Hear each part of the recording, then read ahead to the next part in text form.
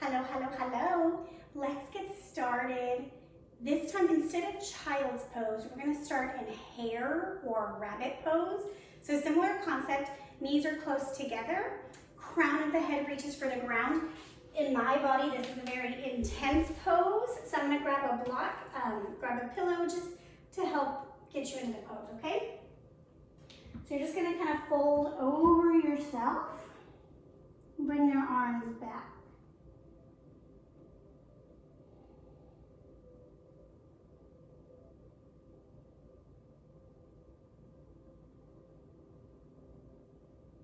Coming into your breath.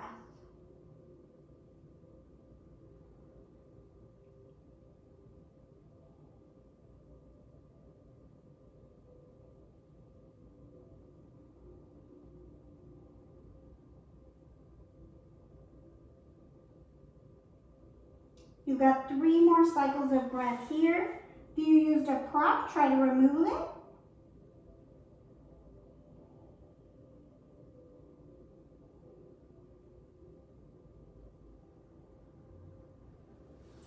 Press up to come out. Come to all fours. We're going to do some of that cow-cat life. Just coming into a flow right off the bat, letting your breath guide you.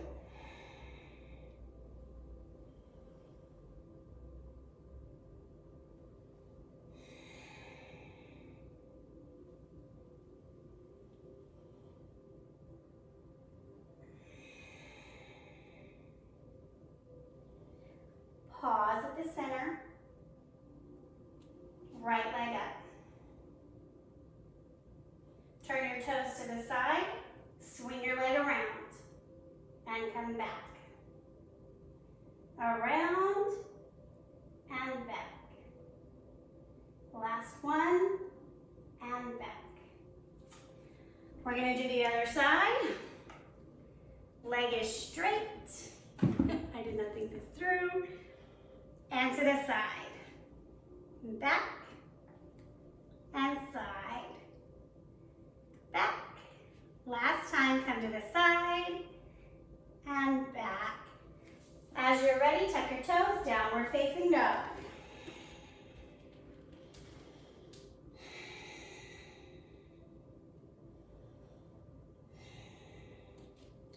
Inhale, right leg up, bend your knee.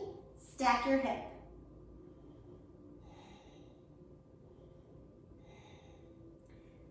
Three big knee circles each direction.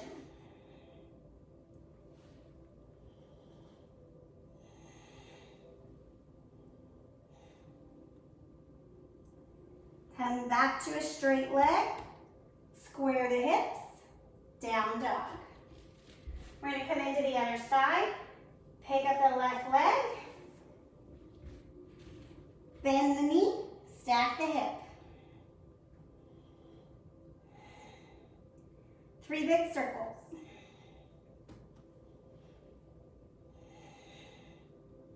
Other way.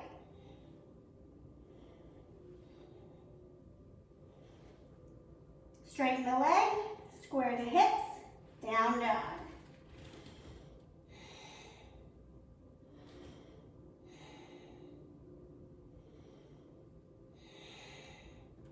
Right leg forward, low lunge. So there are some beliefs that, like, as we're manipulating and moving the joints, we're lubricating them, we're opening them up. To be clear, when we do that, it's not like we're like squirting an exterior WD-40 that's opening us up, right? So some teachers say, oh, well, we're not lubricating the joints. What we're doing is creating movement and motion, which is opening up blood flow, which feels pretty freaking good. Very much like a lubrication. Anyways, half splits. I just realized that that could also have been taken in a different way. Whatever. You know, if you know, you know. If you don't know, thank you. You don't know.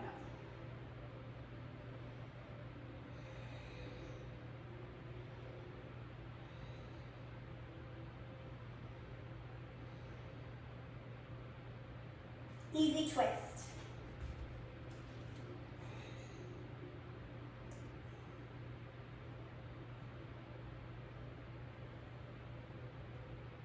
Downward facing dog. Left leg forward, low lunge. You can see, right, I always have my blocks close by unless I'm traveling and I forgot them. You're worth like the $9 that a block costs, I promise. Buy it, okay? It's just nice to have the support when you need it. Maybe I'll create like a beginner yogi package and have like a yoga mat, some blocks, and I don't know. Wholesale is a lot. Half splits.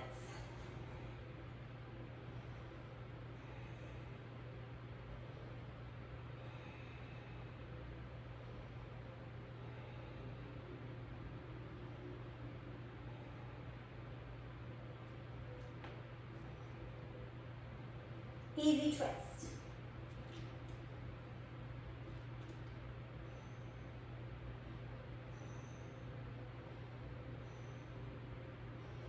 Downward facing dog.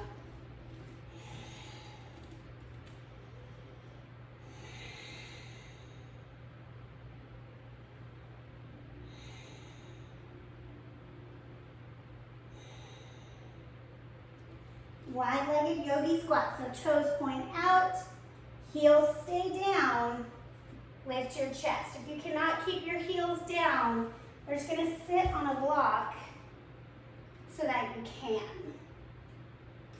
The benefit of the stretch is literally from the heel all the way up into the groin. There's a lengthening occurring. So super tight ankles and Achilles heels. That's part of why the hips are tight, right? It's all together. So we really want to invite, pressing down, right? So we get the full opening that our body will benefit from. And this is one instance where like the knee passing the ankle is not a thing. That's more for a lunge. The anatomy of doing this pose without the knee passing the ankle is like crazy pants, okay? So don't get too caught up in that. When we're in like our 90-degree angle, when that's the intention of the pose, that's when we want to be really aware of the knee passing the ankle. That is not the intention of this pose. Ooh, we should do Skandasana because that's another one. Yeah, that's what we'll do next. I had a different plan. I think we'll do that. So go with me here. We're going to just spider monkey around because why not? Bring your right toes outer corner of the mat. Straighten your left leg. Come down here. So perfect example. We are pressing the knee back towards the back of the mat, but the knee is still well over the ankle, okay? So our goal here is in the opening, the pressing this way, not moving the foot further out. Let's spider monkey to the other side. Toes of the right foot point up. Toes of the left foot point out. Ooh, my right inner thigh is way tighter than my left. But it's also my stronger leg, so that's to be expected.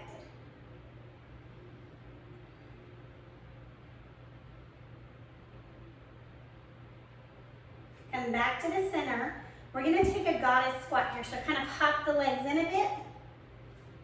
Toes are pointing out, hips are low, arms to a T.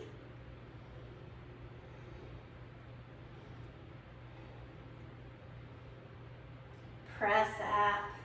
So you can feel, right, like maybe a little constriction was here. Now there's blood flow. That's the lubrication of the joint, okay? Let's come again, low.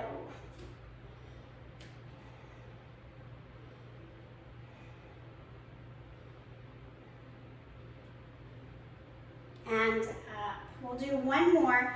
This time we're going to take a mudra with our hands. Pointer, finger, nail, and thumb roll into each other to make a circle, okay? You'll be fine. Bend the knees. Arms come out. Take the mudra with your hands. Bend the elbows. Palms pull up.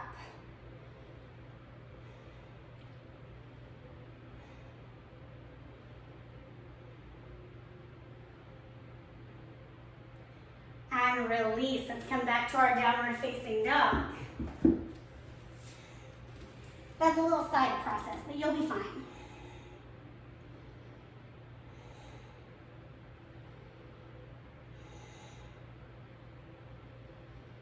Step the right leg forward, warrior one.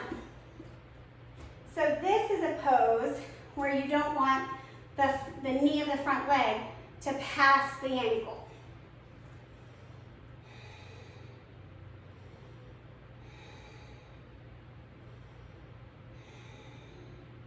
We're going to transition the back foot to crescent lunge. Hop onto the toes of the back foot. The back heel is still lifting.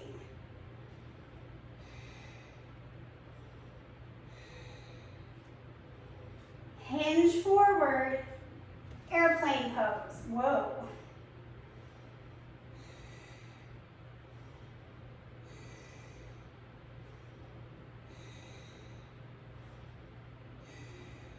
Land, warrior two. Another pose where the front knee should not pass the ankle. So you'll broaden your stance to make that not happen.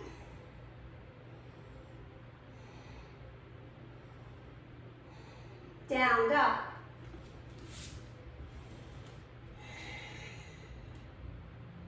Left leg forward, warrior one.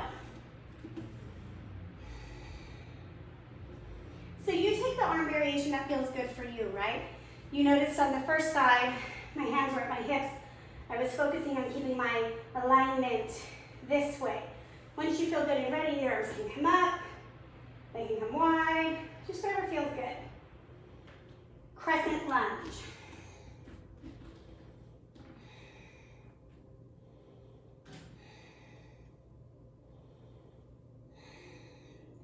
Coming forward, airplane pose.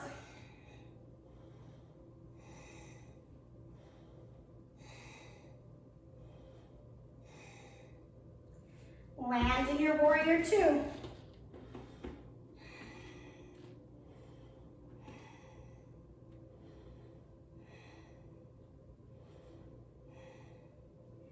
Down dog.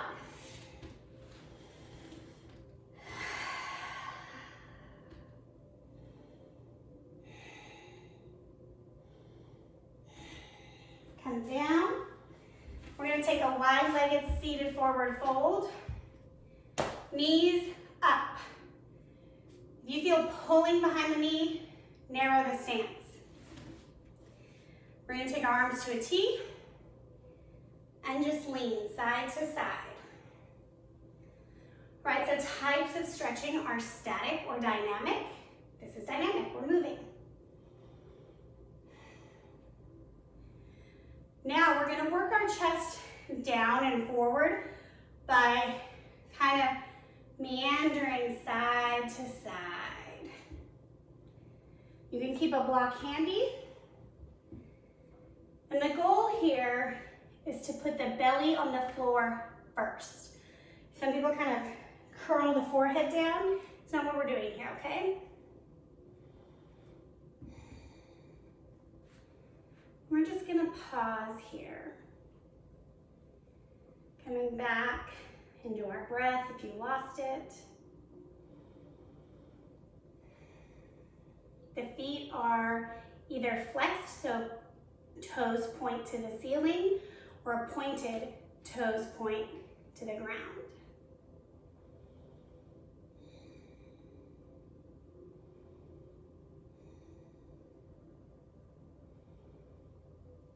Press back up, whatever that looks like in your body.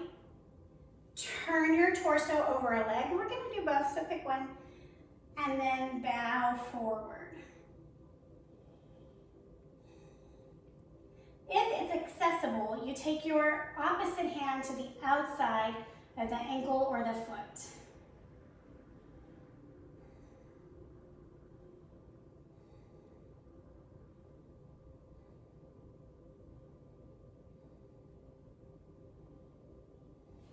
Press yourself up, twist the other way, hinge forward.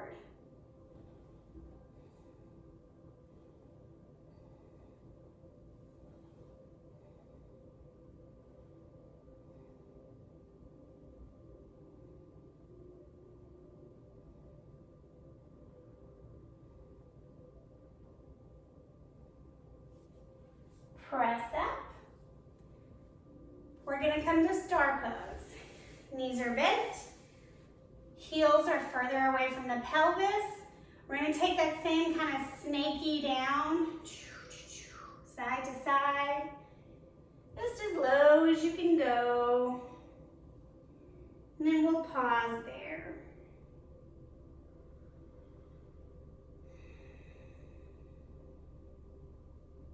This is a good one. It gets into the low back, it gets into the hips.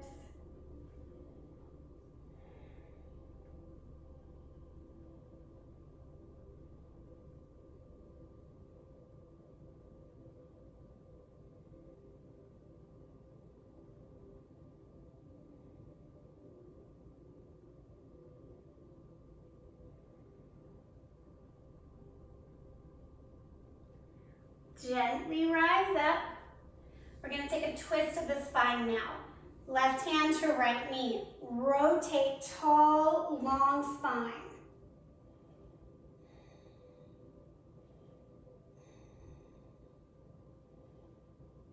If you are super flexible in the rotation of your spine and your back, you can take your hand to your hip and twist even deeper. Untwist. That's not for my body today, but you can. Other side.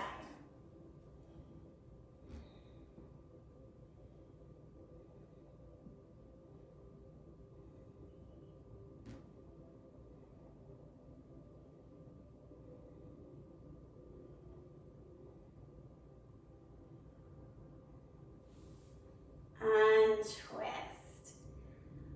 Same thing. I don't know if you feel it like when we're twisted, when we're compressed and we untwist and there's that like blood flow coming.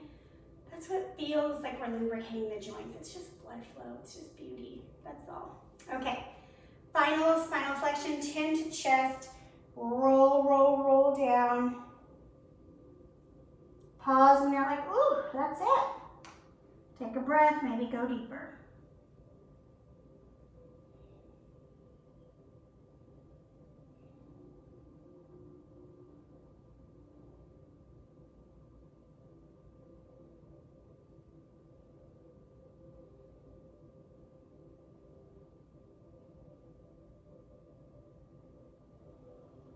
Roll up. Come on to the back. We're coming straight to our resting pose. Directly into Savasana.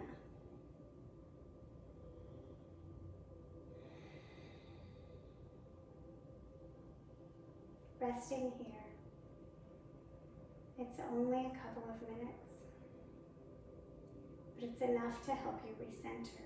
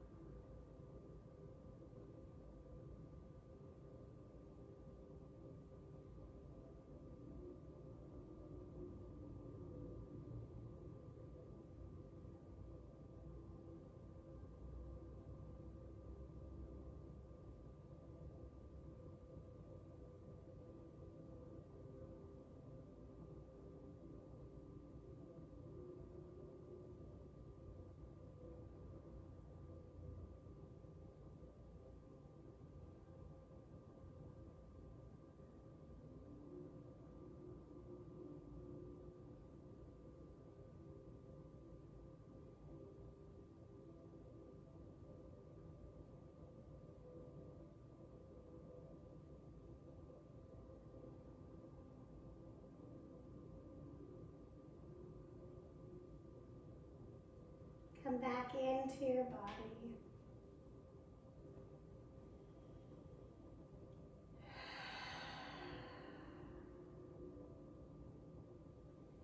Make your way to a fetal position. whichever side feels good.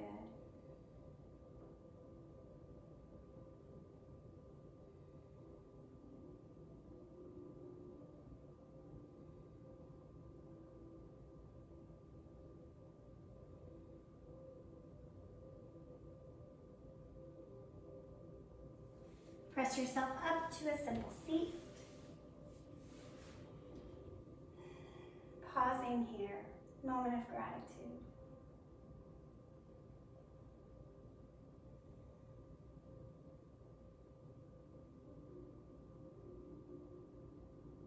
Bring your hands to heart center.